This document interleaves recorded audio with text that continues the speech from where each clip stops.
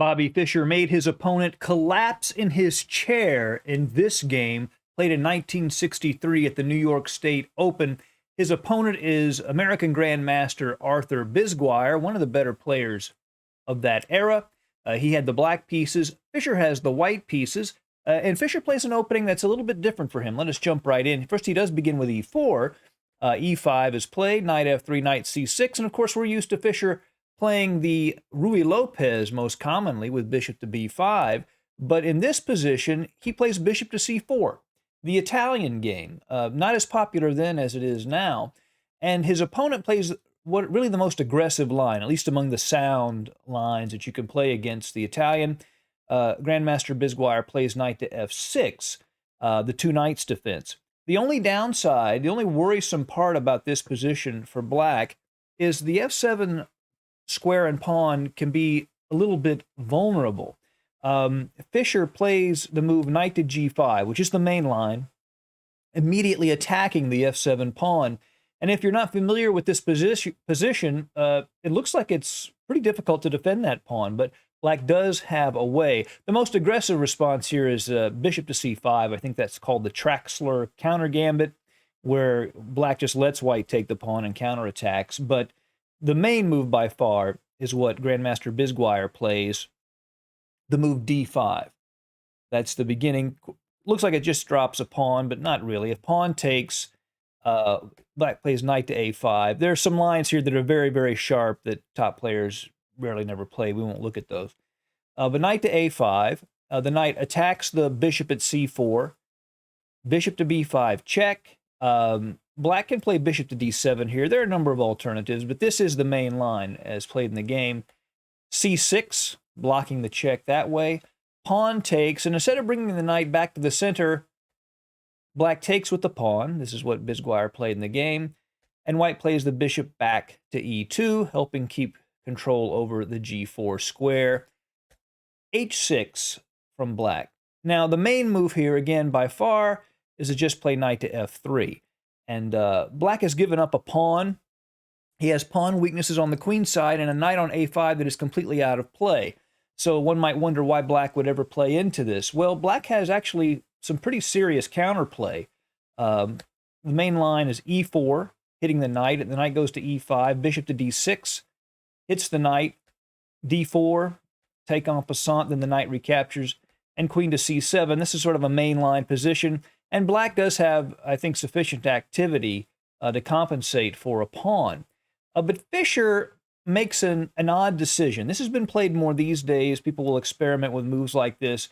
But at the time, this was a very rare move. He plays the move knight to h3, inviting black to take the knight with his bishop. Now, Bisguier does not do that. If he does, after bishop takes, pawn takes, bishop to c5, d3, white is actually just better here. He has good control over the light squares. He has the bishop pair. He's up a pawn. And these pawn weaknesses are not enough of a problem to compensate black for the other weaknesses in the position. But Bisguier plays the main move here, and this bishop to c5, controlling the d4 square, and also aiming directly at Fischer's f2 pawn. Fischer castles, Bisguier castles, and d3. Yes, he is limiting this bishop, but he's up a pawn, so he wants to create a very solid structure. This keeps the e4 square under control, and his plan here ultimately is probably to just play king to h1 followed by f4 and get some activity in that way. So here, the best move, according to modern theory, is knight to b7, getting that knight back into action, going to d6. But Bisguier reasoned that since Fischer has now committed his king to the king side, that going ahead and taking on h3 is better. And he's not, and this is probably a decent way to play. So he takes the knight, pawn takes, and he's hoping that the king being in front of these broken pawns will make up for the fact that he's lost the bishop pair. Queen to d7 is played, immediately going after the pawn at h3. Fischer actually ignores that pawn, decides to give it back with bishop to f3. What if he tries to hold on to it with, say, bishop to g4? This doesn't work out so well for white, actually. Knight can take the bishop. If the pawn retakes, then f5 begins to open up lines against the king, and now there's no light-squared bishop to defend these weak light squares. And if instead he takes with the queen, then f5 still, and now these e and f pawns can be used in the attack. So Fischer just says, you know what, you can have that pawn. I'm going to count on my bishop pair, and particularly this unopposed light-squared bishop. There's no light-squared bishop to keep it from being active. It puts pressure on the c6 pawn and making it harder for black to activate the knight. So he's not worried about the pawn. He's focused on the pieces. Bisguier does go ahead and take on h3. Fischer plays knight to d2, just getting his pieces out. Rook a to d8, bishop to g2. So far, Bisguier with the black pieces has played quite well. Modern computers believe that the move queen to e6 is equalizing. Bisguier plays the move queen to f5, and the reason computers don't like that move as much is that white could play queen to f3, offering the exchange of queens and moving the queen to a good square. And black does not want to exchange queens here. He needs queens on the board. With queens off the board, the bishop pair and better pawn structure for white is probably just winning for someone of Fischer's caliber. But Fischer does not play that. He plays a sneakier move. He plays the move queen to e1, which helps control e4, but also prepares x-ray pressure for this knight. So Fischer could move his d2 knight out of the way and attack the knight on a5. Rook f to e8. Black continues to just centralize. Now knight to e4, and he is attacking this knight on a5, so Grandmaster Bisguier has to do something about that. He could move the knight, but instead he plays bishop to b6, defending the knight. Fischer takes on f6, queen takes f6, and finally king to h1. He's been sort of hoping to play f4 at some point, but it's very hard to do. Now, of course, he's stepping out of the pin. Black plays c5 to help his knight come back into the game to c6. The queen defends the knight, so it wouldn't hang to the bishop. But obviously, if Fischer plays f4 here, after pawn takes, the rook is just attacking his queen. So he hasn't quite been able to play f4. His next move is the key to playing f4. He plays the move queen to c3. Now the queen is not being threatened by the rook, and it's creating diagonal pressure against black's king on queen, on f6.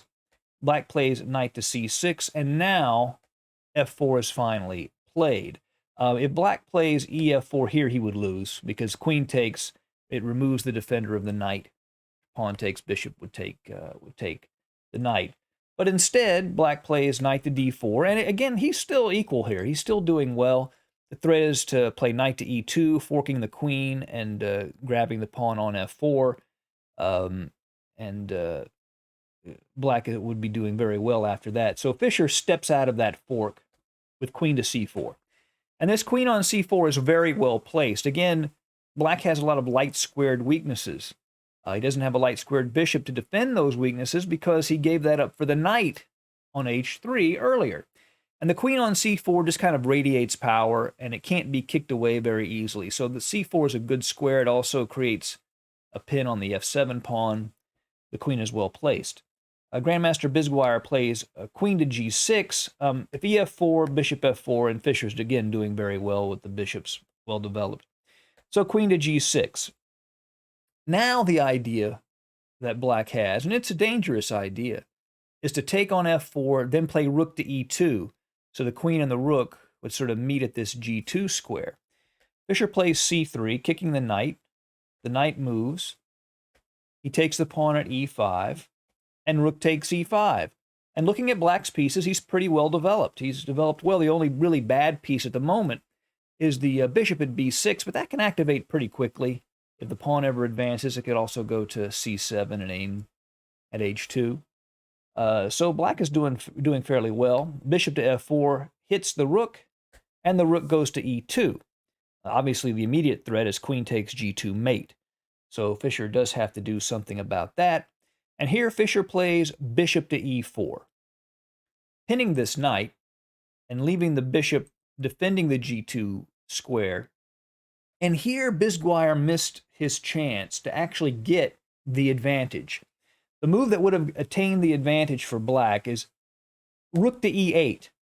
This is a very powerful idea. The idea is to play rook takes bishop, removing the defender of the g2 pawn. And it's very hard for white to deal with that. The best move here is probably bishop to f3, but then black can play this nice move, knight to e3, which forks the rook and the queen, and basically it would force black to give up his dark squared bishop. Obviously, if he takes the rook, it's mate, because the knight defends the queen. So it would basically force him to take the knight, and then the bishop pair is gone. You have opposite colored bishops, and black would be doing fairly well. But instead of that move, Arthur Bisguier plays rook takes b2. He grabs material a little too early. And it was at this point that Fischer played the move that caused his opponent to collapse. The way Larry Evans describes it in 60 Memorable Games is that Bisguier slumped in his chair and his chest collapsed. And this is the move Fischer played to cause that to happen. A very simple move. One square, bishop to e5. And notice the pin on the knight. Now, if it was just the bishop pinning, it wouldn't be so bad because the threat to g2 would keep him from taking it. The problem is the rook is also attacking the knight. So he can take it and keep g2 defended. Bisguier played rook to e8, but then rook takes f5. Again, he can't take with the bishop, because queen to g2 would be mate, but he can take with the rook. And he played one more move, rook takes e5, rook takes e5. And in this position, because, well, he's down a rook and the bishop just holds g2 forever, and because of that, Bisguier resigned in this position. He fought very well against Bobby. Bobby took a chance, played an experimental idea. I'll leave it up to you to determine whether or not it was a good idea or not. Certainly playable, but I hope you enjoyed this game. See you again soon at Chess Dog. Goodbye.